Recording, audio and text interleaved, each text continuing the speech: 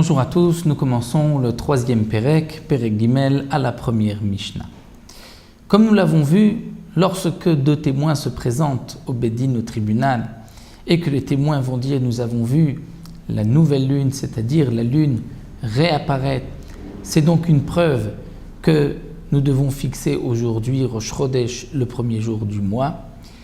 Une fois que les témoins ont été questionnés, on est sûr que ce ne sont pas des menteurs et qu'ils ne se sont pas trompés. Le Beddin va proclamer, comme nous l'avons vu dans le Pérec précédent, dans le chapitre précédent, le Beddin, le tribunal va proclamer Mekudash, Mekudash, c'est-à-dire qu'on a sanctifié ce jour-là comme étant le premier du mois, comme étant Rosh Chodesh. La Mishnah nous dit que dans le cas où Ra'ou Beddin vechol Israël, c'est-à-dire que le Beddin a vu la lune. Kol Israël, c'est-à-dire tout le monde a vu la lune. La lune était apparente, il n'y avait pas de nuages ce jour-là, cette nuit-là. C'était la nuit du 29 au 30e jour. Et que même Nerkeru Haedim, le 30e jour du mois précédent, les témoins ont été questionnés. Donc leur témoignage est accepté. Le Beddin doit proclamer Mekudash, que le jour est sanctifié, et donc fixer Rosh Chodesh le 30e jour du mois précédent, ça devient le premier jour du mois prochain.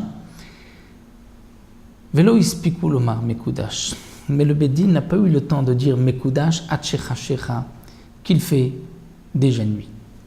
Et bien dans ce cas-là, Rezé Meuba, c'est-à-dire que le Rosh Chodesh ne sera fixé que le lendemain, le 31e jour du mois précédent. Et donc le mois précédent est un mois de 30 jours et on commencera Rosh Chodesh le 31e jour.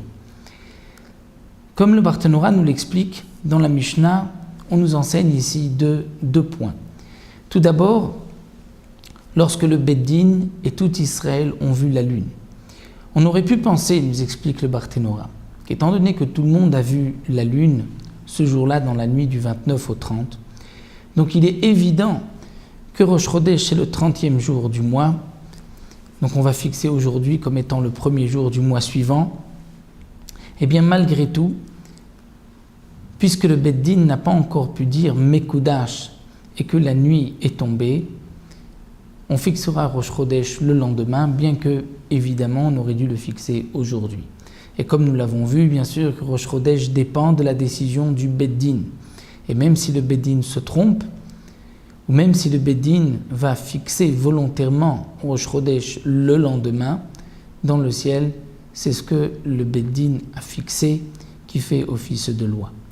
Le deuxième point de la Mishnah, c'est que même dans le cas où on a déjà Nerkeru Haedim, on a déjà questionné les témoins, on a accepté leur témoignage.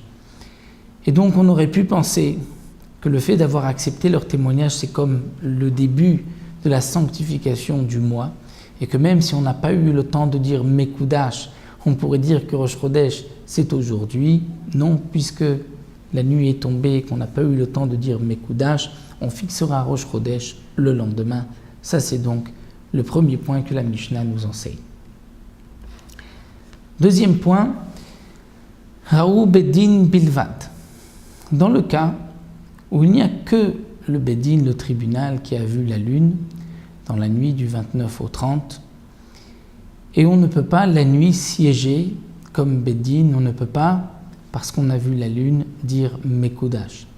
Cela nous laisse sous-entendre que si, au matin du 30e jour du mois précédent, le Beddin est assis à Yerushalayim et aperçoit la lune, le Beddin peut proclamer immédiatement Mekudash. Il n'est pas nécessaire de recevoir le témoignage de témoins. Le principe est l'OTE, Shmia, Gedola, Meriya, que ce qu'on entend, ce n'est pas plus fort que ce que l'on voit. Donc si le Beddin a vu la lune et que le Beddin peut au même moment dire Mekudash, bien sûr que Rosh Chodesh sera fixé à ce moment-là.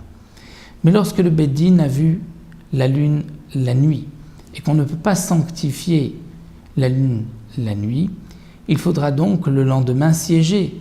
Mais comme il n'y a pas d'autres témoins, que va-t-on faire? La Mishnah nous enseigne, eh bien, Ya'amdu shnaim v'ya'idu bifnem. Deux parmi les juges vont se lever et vont témoigner devant les autres juges, à condition qu'il en reste au moins 3. Veyomru, ils diront Mekudash, Mekudash. Ils diront que le mois est sanctifié sur le témoignage de 2 des juges qui sont devenus maintenant témoins. Donc ça c'est comme nous l'avons vu, si les juges ont vu la nuit, ils devront donc se diviser et 2 serviront de témoins, mais si c'est le jour, que ce soit le matin ou juste avant la tombée de la nuit, et que le Beddin a encore le temps de dire Mekudash, sur leur simple regard sur ce qu'ils ont vu, ils pourront dire Mekudash, même s'il n'y a pas de témoin. Un troisième point, Raou Shlosha Ve'en Beddin. Si 3 juges ont vu la lune, mais ils sont eux-mêmes Beddin, puisqu'ils sont 3, est-ce que, dans le cas où ils ont vu la nuit, ils ne pourront pas proclamer tout de suite Mekudash la nuit, il faut attendre le jour? Mais on ne pourra pas diviser les 3, puisque sinon il ne reste qu'un seul juge. Comment va-t-on procéder? La Mishnah nous dit Yamdu Ashnaim. 2 des 3 vont se lever. Yoshivu Mechaverem Etzel HaYachid. Et ils vont rajouter des juges. C'est-à-dire ils vont faire asseoir Mechaverem de leurs amis Etzel HaYachid avec le juge qui reste. Et donc ils vont créer un nouveau tribunal de 3. Veyaïdou Bifnem, et 2 parmi les 3 premiers juges qui ont vu vont témoigner devant les autres. Veyomru, ils diront Mekudash, Mekudash, que le mois est sanctifié. Ils fixeront Rosh Chodesh en fonction de ce témoignage.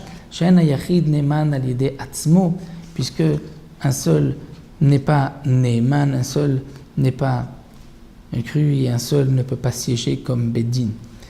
Comme le Barthénora nous explique, bien que un seul juge qui est mumche, qui est compétent, peut en vérité juger tout seul.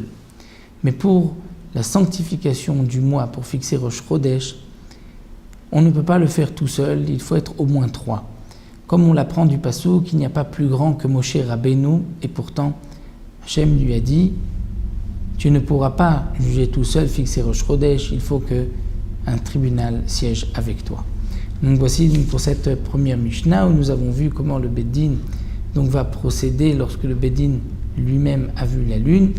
Et là nous avons un instant terminé avec les halachot, les dinim de Rosh Chodesh, comment on fixe Rosh Chodesh, et nous allons passer tout de suite à la Mishnah Bet, au shofar de Rosh Hashanah que nous développerons dans les Mishnayot qui suivront.